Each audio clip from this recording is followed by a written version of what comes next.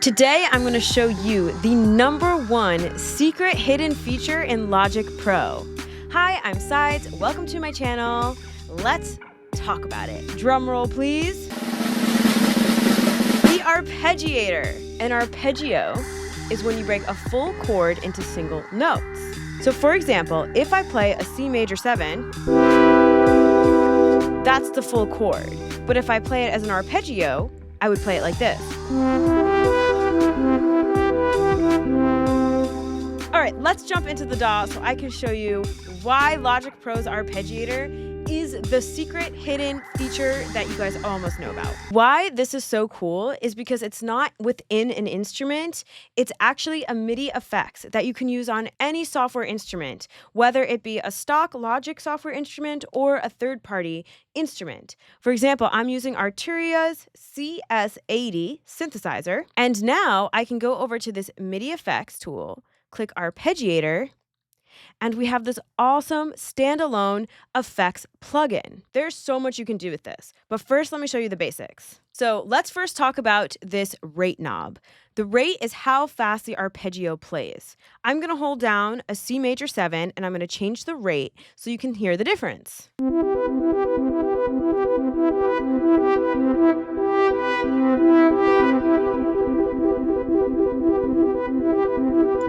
Pretty cool, right? Now, if you have this button clicked up, it's going to play the arpeggiator in an ascending motion. If you click down, it'll go backwards.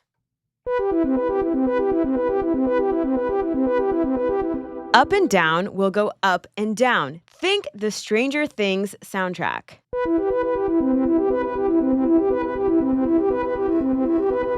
This one plays the arpeggio from the outside in. Check it out. This one plays it at random. And this one plays it in the note that the hand hits the key. For example, if I play this, then this, and then this.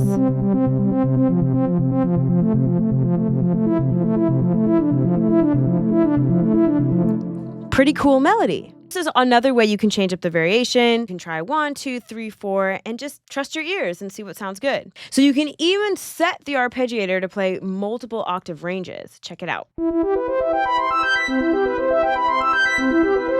And if you click this button, it'll play inversions. Super cool. Now, another really cool thing about this arpeggiator is it actually has some cool preset patterns. Go to App Presets. Let's do Complex Chord Groove. Let's try a different one. Swung Groove.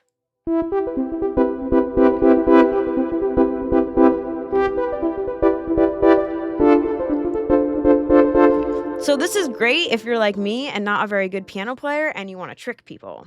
You can also go over here to Custom and try some of these app rhythms.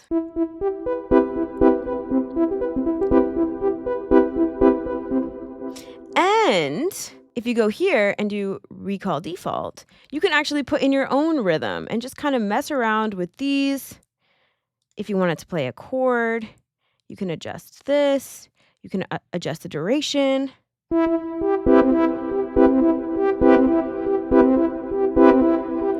And just kind of have a lot of fun with that. And also, something cool is if I record this in, watch what happens. I'm going to play one note at a time.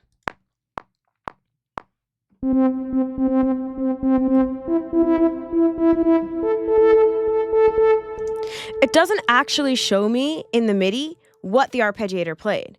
But if I want to fix that, all I have to do is go over here, go down to say record MIDI to track, select that, and now when I record it in, check it out.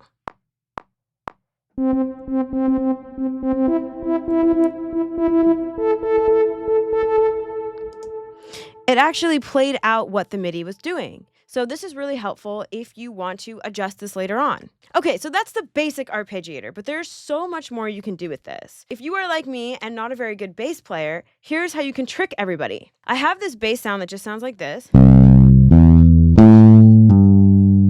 Now let's go to the MIDI effects. Let's put on the arpeggiator.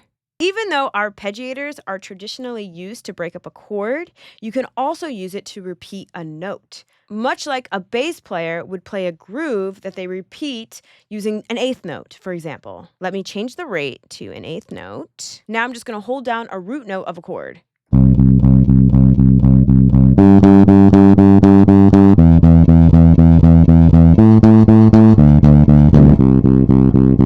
Now you're instantly in a pop punk band. So something else that you can do to switch it up is change the octave. Let's try this.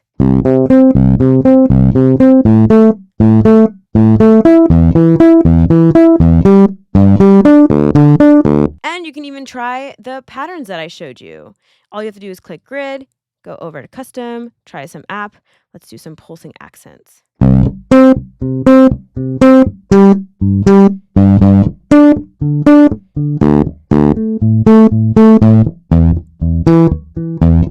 Super cool way to very quickly elevate your bass playing. So now let's use the arpeggiator to actually make a drum groove. Okay, so let's say I have this hi-hat sample here. So what I can do is I can hold it down, drag it over here, select Quick Sampler Optimize, which is actually going to analyze it and put it on the correct note. If I play a C3, you can hear it on my MIDI keyboard. Or if I throw on the arpeggiator and I select the rate, which let's say I want 16th notes, I already have a hat groove. So to make a quick backing track with a hi-hat, all you have to do is just drag this right here.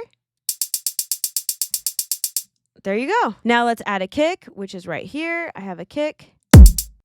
I'm going to do the same thing, drag it into Quick Sampler Optimized, throw on the arpeggiator. We're going to set this to a 4th note.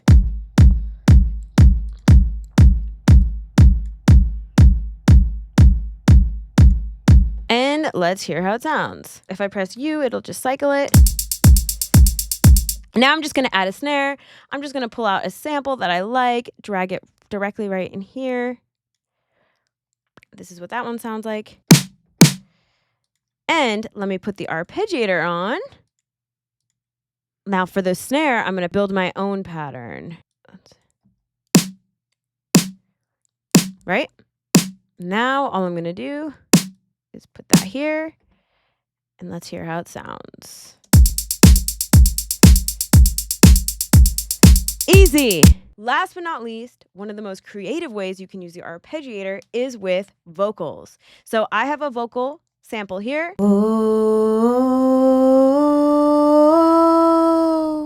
Now I'm just going to hold this down, drag it over here, go to Quick Sampler Optimize. Something I'm going to do is click this so it'll follow tempo, meaning it won't slow down when I go lower in the octave or speed up when I go higher in the octave. And I'm going to throw on the arpeggiator.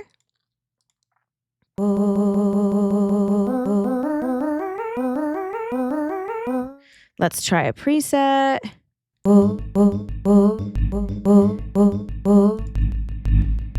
I just messed around until I found a groove I liked. Now I can play my voice with the drums I just created. Check it out.